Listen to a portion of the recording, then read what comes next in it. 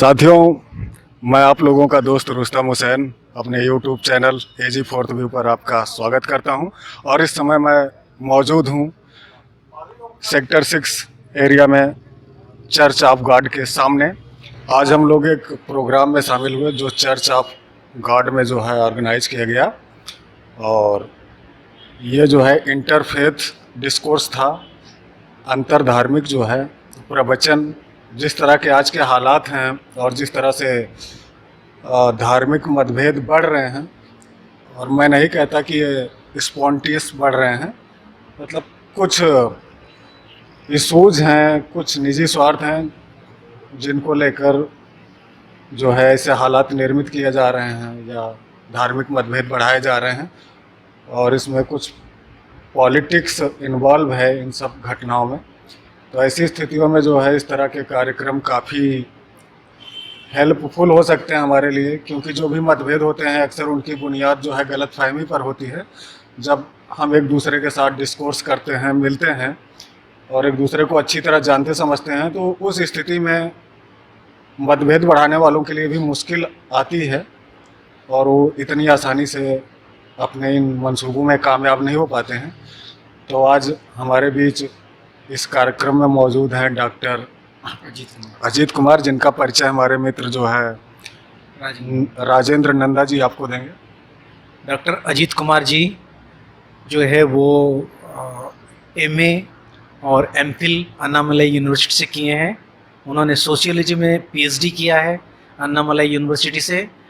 वो थियोलॉजी में भी स्टडी किए हैं श्रीरामपुर यूनिवर्सिटी से, और एमटीएच किए हैं यूके से। उनका 3 स्टेट में, केरल में, तमिलनाडु में और महाराष्ट्र में आश्रम्स हैं। वो सब धर्मों को स्टडी किया है, बुद्धिज़्म, जैनिज़्म, हिंदुइज़्म, इस्लाम और क्रिश्चियनिटी को वो बहुत करीब से और नज़दीक से उन्होंने उसको स्टडी किया है, और उसके बारे में उनको काफ़ी नॉलेज है, काफ़ी ज्ञान है। उन्होंने एक महत्वपूर्ण किताब लिखी है, उसके बारे में कुछ अगर आप बता सकें तो। हाँ, उन्होंने सर्वधर्म और सब धर्मों के तत्वों को लेकर एक बहुत ही अच्छी किताब लिखी है, God, real and religion. God, real और रिलीजन एक पुस्तक लिखी है उन्होंने। वो उनकी 35 साल का एक्सपीरियंस जो भिन्न भिन्न धर्म तत्वों के ऊपर आधारित है, उनके ऊपर उन्होंने एक बहुत ही अच्छी किताब लिखी है। सर, मैं अब डॉक्टर साहब से एक सवाल पूछूंगा। डॉक्टर साहब, जो है हिंदी लैंग्वेज थोड़ा सा प्रॉब्लम है, तो ट्रांसलेट करेंगे हमारे राजेंद्र नंदा जी। तो मैं ये जानना चाहता हूँ कि जिस तरह अभी देश के हालात हैं उनमें अक्सर धार्मिक विवाद की खबरें आते रहती हैं, धर्म को लेकर सामाजिक तनाव की खबरें आती हैं, तो मैं नहीं मानता कि ये स्पॉन्टेनियस स्थिति है।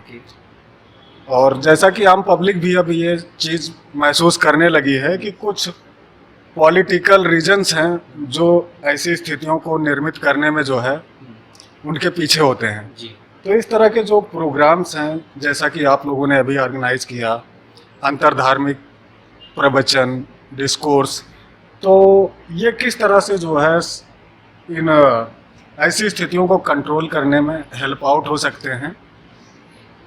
What will be the implication of this type of discourse, all faith made, but how it will solve the present scenario of interfaith animosity? Yeah, see, now we were talking about religion. You know, religion plays a very, very important role. Fortunately or unfortunately, in today's political and social scenario, religion is of course connected with spirituality and God. But it is so unfortunate that religion also plays a very inevitable role in our politics. But what we were trying to say through such programs are there are different religions. You see, all religions were merged in their search of God. So God is there, you know, God, because of God, in terms of God. So ultimately, God will become the culprit. if everybody is fighting each other in the name of God, How it is possible? So the understanding of God is the problem. So in all the religions, there are similarities and dissimilarities in their understanding of God. So what I am trying to say, that wherever there are similarities in religions, we will stand together as Indian citizen. Our faith may be different, our concept of God may be different, but wherever there are similarities, we will stand together. And wherever there are dissimilarities, we will sit and talk, and we will sit and discuss. If it is not over by one day, we will sit for 2 days or 3 days or 1 week or 2 weeks or 1 year. We are brothers and sisters. So why we fight each other on behalf of God? धर्म जो है वो सामाजिक ताना बुना से बुना हुआ है, और धर्म समाज में एक बहुत बड़ा रोल या बहुत बड़ा रोल अदा करता है। तो हम सब जो है ना, भले ही अलग अलग धर्म से, अलग अलग विश्वास से आए हैं, और हमारा विश्वास अलग हो सकता है, परंतु हम सब एक दूसरे के धर्म को अगर जानने की कोशिश करेंगे तो हम सब एक दूसरे को जानेंगे, और हम लोग भाईचारा के साथ रह सकते हैं।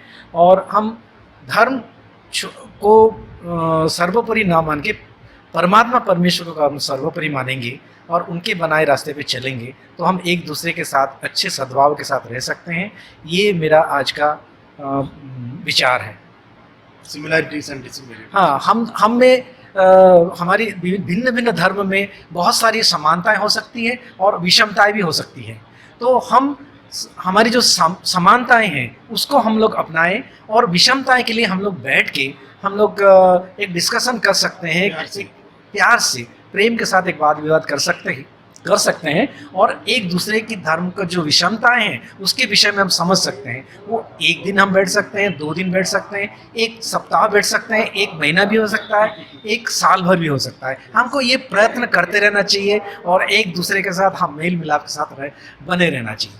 बिल्कुल बिल्कुल। तो डॉक्टर साहब की ये बात जो है बहुत ही महत्वपूर्ण है कि विषमताओं के लिए हमें फाइट नहीं करना है, हमें जो है प्रेम के साथ वार्ता करना है और उन्हें दूर करने के लिए बात करना है। वक्त कितना भी लग सकता है, 1 दिन 2 दिन, हफ्ते, महीने, साल, लेकिन हमें लड़ना नहीं है। उनके लिए बैठकर उन मतभेदों को हम बातचीत के जरिए सुलझा सकते हैं। ये बहुत ही महत्वपूर्ण संदेश है, और निश्चित तौर पर अगर हम इसे फॉलो करें तो बहुत सारी जो तनावपूर्ण स्थितियां निर्मित हो जाती हैं या बुरे हालात निर्मित हो जाते हैं, उनसे जो है बच सकते हैं हम। तो डॉक्टर साहब का बहुत बहुत धन्यवाद जो है समय देने के लिए, और हम लोग बहुत भाग्यशाली हैं कि आप हमारे बीच मौजूद हैं इस समय।